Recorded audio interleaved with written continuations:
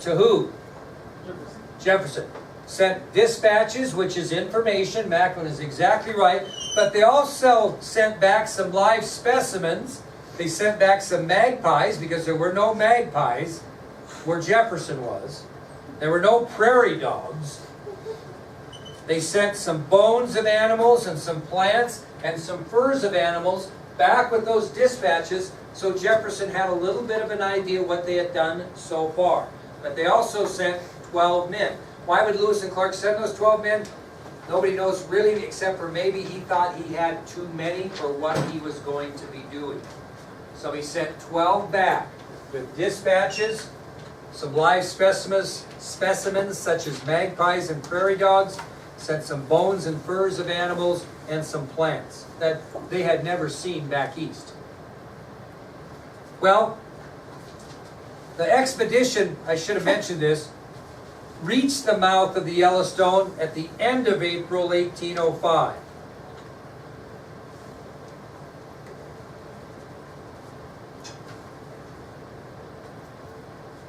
So where are they very close to? Present-day Montana, right? Okay, sorry they didn't go through Wyoming, it'd be more exciting. They went through Montana.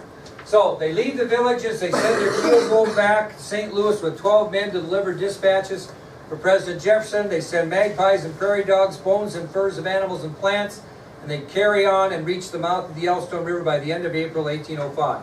So they're very close to present-day Montana. So if you have your map out, you'll see where we're going from here. Now, think about it. They are sitting there, and they know that they need to go north on the Missouri. The Indians have told them that. Otherwise, what would have kept them from going south up the Yellowstone? Anything? No, but the Indians' information said to go north on the Missouri. Now, when they are heading up the Missouri, what two major concerns do you think they have? Because they have a little bit of information about it. Not a lot. What's that? Well, maybe. I mean, they're going to follow the river, so they're going to, they're going to follow some sort of a trail. But eventually, they're going to run into what they have heard of. Not what? Yeah, the Rocky Mountains. So their concerns are, where are these Rocky Mountains we have heard of? That's their first concern. Where are they? And the second concern is, when we get to them, are we going to be able to what? Get over it. Okay? Are we going to be able to get over it? So the two concerns they had, because they knew on their journey to the Pacific that there were these Rocky Mountains. Okay? They had heard some of that. Okay? So their concern was, where are these Rocky Mountains? And once we find them, how are we going to cross them once we locate them? That was the concerns. So, follow on your map. In mid-May of 1805, the Corps of Discovery entered Montana and passed the mouth of the Milk River. See that on your map? So the mouth of the Milk River means that the Milk River would be running into the Missouri. So in mid-May of 1805, the Corps of Discovery entered Montana and passed the mouth of the Milk River that ran into the Yellowstone River. They named it the Milk River. Why? Why they call it the Milk River? Why did they call it the Diet Pepsi River? Was it white? What's that?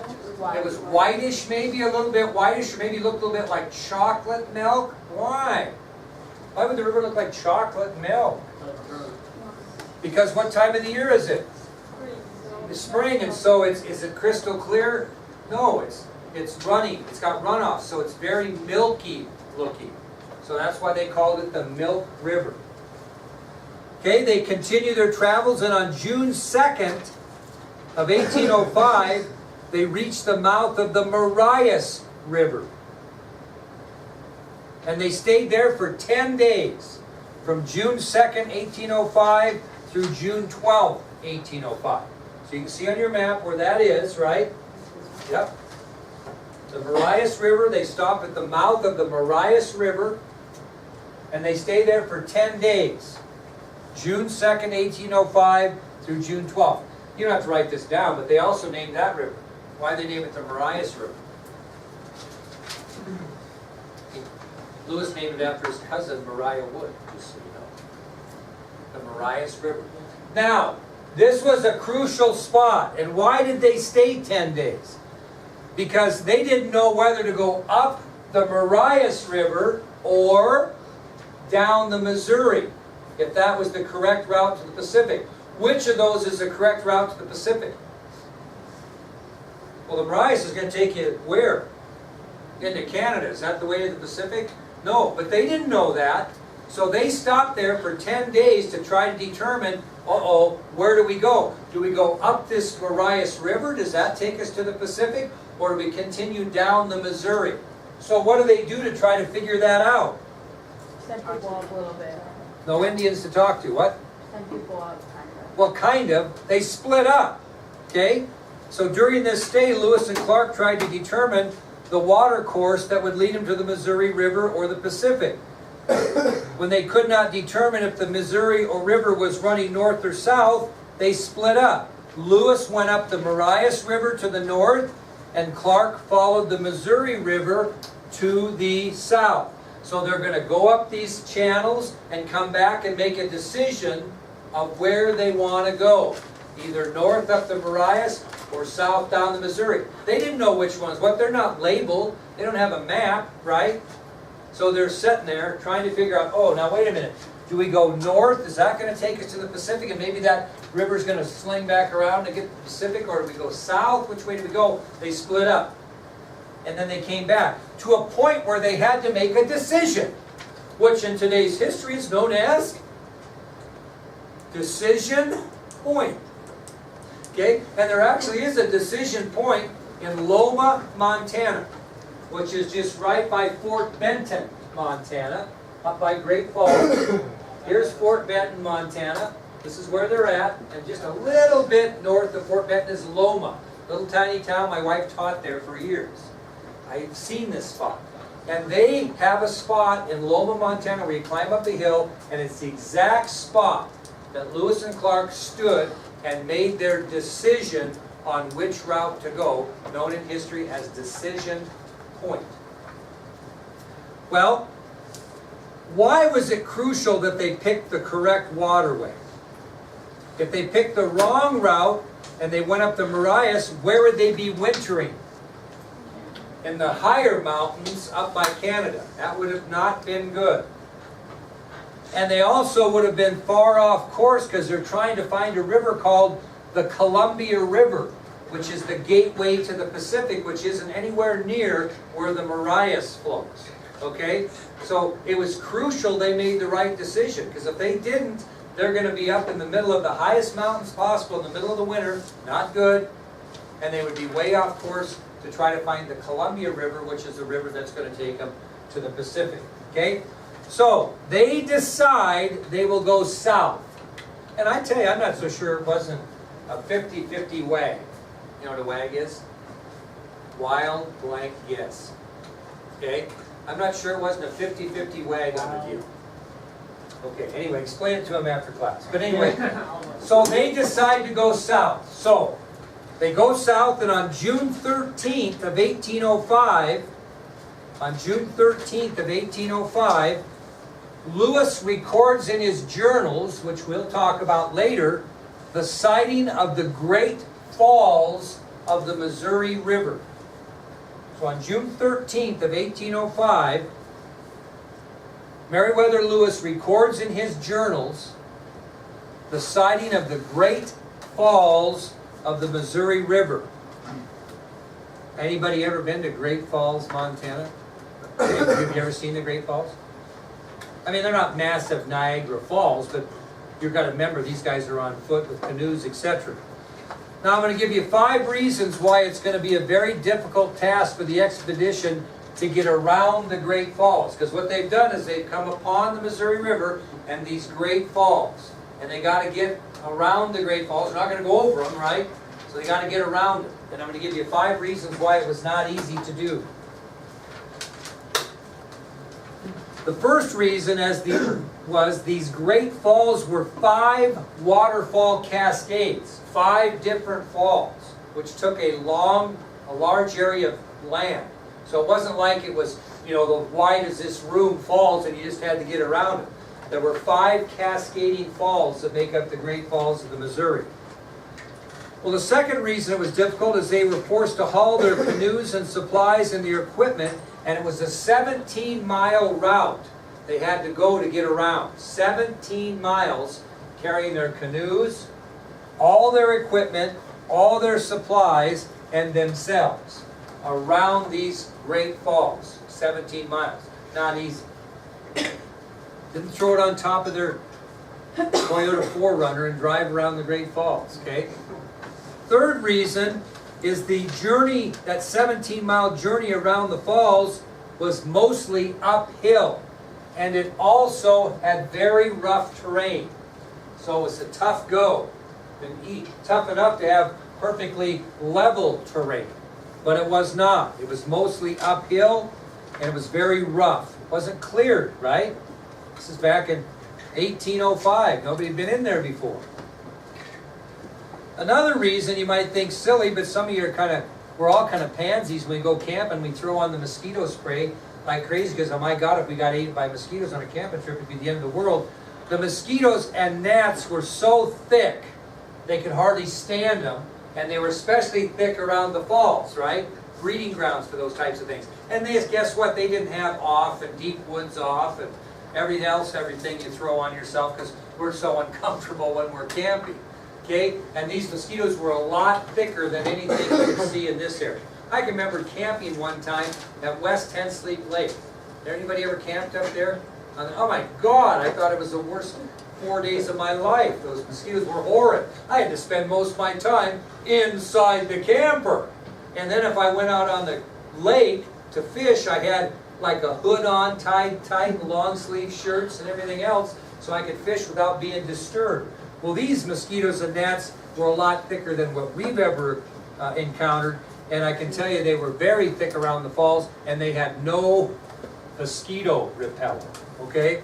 And the fifth reason, that as they tried to get around there, what was the area swarming with? Lions. Not lions, you're on the right track, but grizzly bears were just approaching every time they camped. I mean, the area was swarming with grizzly bears. Really? So this was not an easy trip for them. So it was very, very big hardship. Guess how long it took them to get 17 miles? Now be realistic, not a year, a month, but 30 days is a long time to go 17 miles. Okay, so it took them nearly a month to portage the falls and get around those. So you can look on your map and see where they're at, right? The Great Falls of the Missouri.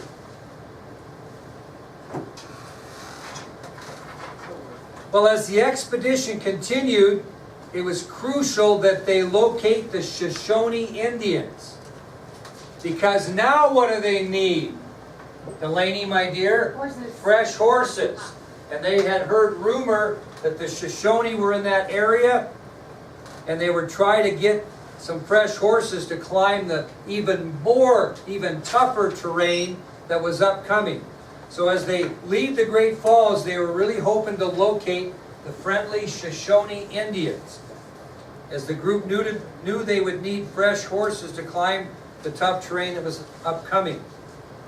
Well, it was on August 17th of 1805 that the expedition made contact with the Shoshone Indians. And they made the contact at what's known as the Three Forks of the Missouri River. The Three Forks of the Missouri River.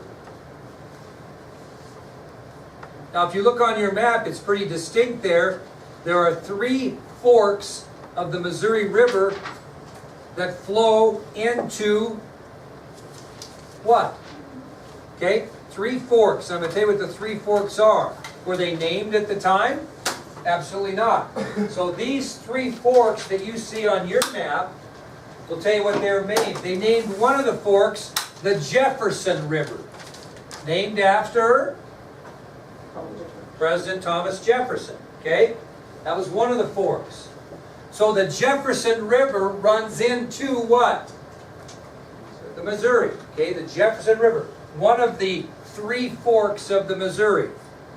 The other one they named the Madison River. After who? James Madison, who we really haven't talked to about too much, but he was Secretary of State under Jefferson. So the Madison River, which is a very good fishery, by the way, that's turned into more of a floating river than anything else. But the Madison River was named after Secretary of State James Madison. And the final fork was called the Gallatin River, named after Treasury Secretary Albert Gallatin. Now that is a good fishery. That's outside of Bozeman, Montana. So, on August 17th, 1805, the expedition finally made contact with the Shoshone Indians, and they met them at the three forks of the Missouri River. And each of those forks ran into the Missouri. They were all named by the Lewis and Clark expedition. The first river was called the Jefferson River, named for President Thomas Jefferson. The second river, the Madison River, named for Secretary of State James Madison. And the third was the Gallatin River, named for Secretary of the Treasury Albert Gallatin.